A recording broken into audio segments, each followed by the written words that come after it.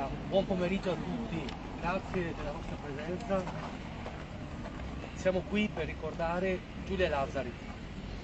Insieme alla madre, il babbo purtroppo ha avuto un incidente in questi giorni e quindi non è potuto essere presente.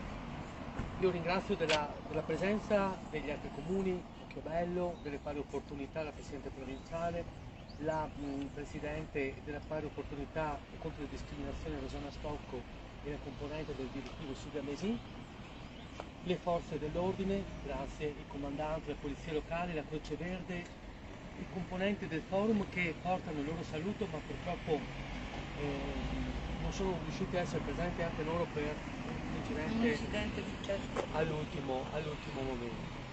Il Presidente del Consiglio, che vedo qui, l'assessore Sandra Moda, tante donne, tanti uomini tutti insieme dal territorio per ricordare Giulia Lazzari. In questi 3 anni abbiamo provato come istituzioni a portare altri strumenti per combattere la violenza contro le donne.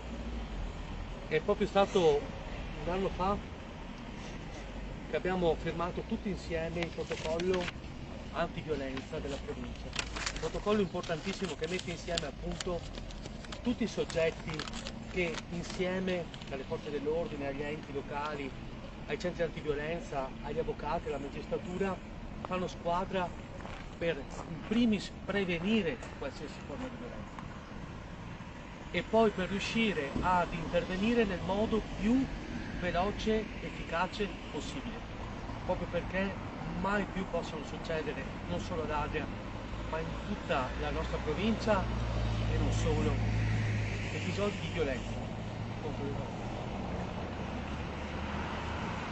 È importantissima l'attività della nostra commissione, della commissione a livello provinciale, e l'attività con le scuole, con gli studenti, perché i ragazzi e le ragazze sono coinvolti in maniera diretta e devono conoscere i pericoli, devono conoscere gli strumenti per, ripeto, prevenire questi terribili atti che possono coinvolgere anche i più giovani. Io adesso passo la parola al Presidente del Consiglio, Franco Bisco.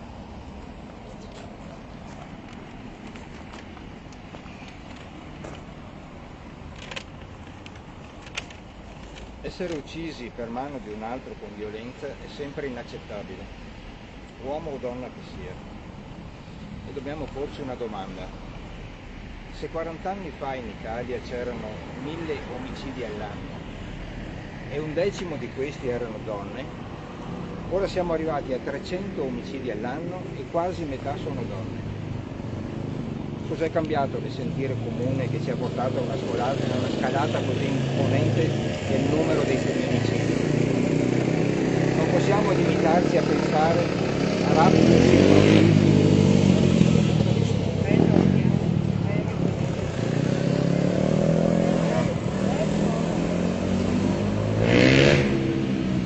Non possiamo limitarci a pensare a raptus improvvisi, a colpe della donna, a debolezza psicologica, a rancori, a rabbia.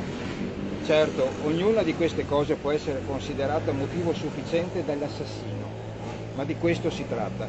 Chi commette il reato è assassino.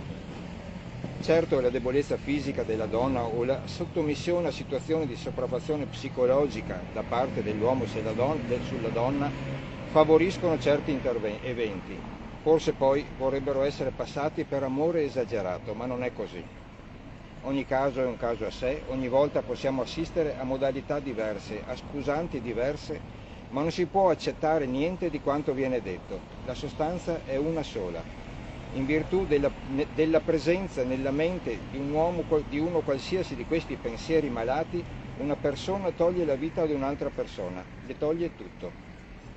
Ora, non parliamo per chi crede di un comandamento violato, non parliamo di una legge dello Stato che viene violata e a cui seguirà una condanna.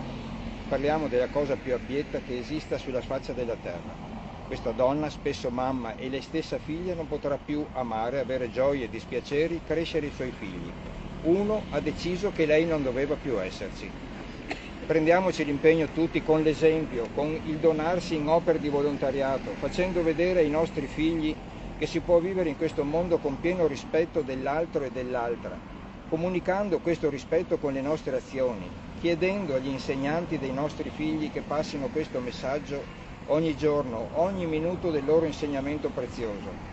I nostri giovani hanno bisogno di guide, non di imposizioni. Le regole di una convivenza civile verranno capite e le applicheranno da quanto vedono, sentono e apprendono. Chiedo scusa a Giulia e a ogni persona che le ha voluto bene da parte di tutta la nostra società.